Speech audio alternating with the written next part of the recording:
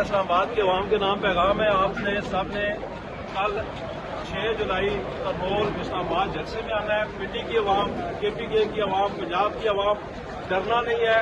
قیدی نمبر 804 کی رہائی کا یہ جلسہ ہے، آپ نے کل اس جلسے میں ہر حال میں آنا ہے۔ میری مائیں، میری بہنیں، میرے بزرگ، میرے بچے، میرے بوڑھے، نوجوان سب نے آنا ہے۔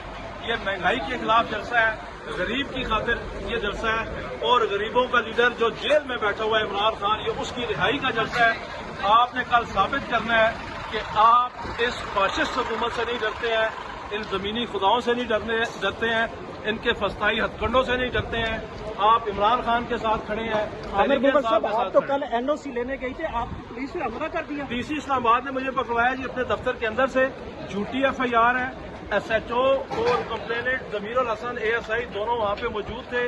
ڈی سی کے دفتر کے اندر کی ویڈیو موجود ہے، مجھے وہاں سے لے کے آئے ہیں اور جھوٹا پرچہ دیا ہے کہ میں نے پولیس پہ حملہ کیا ہے۔ اس ملک میں انصاف نہیں ہے، لیکن انشاءاللہ ہم انصاف لے کے رہیں گے۔ عمران خان جیل سے باہر آئے گا اور اس ملک کو انصاف ملے گا۔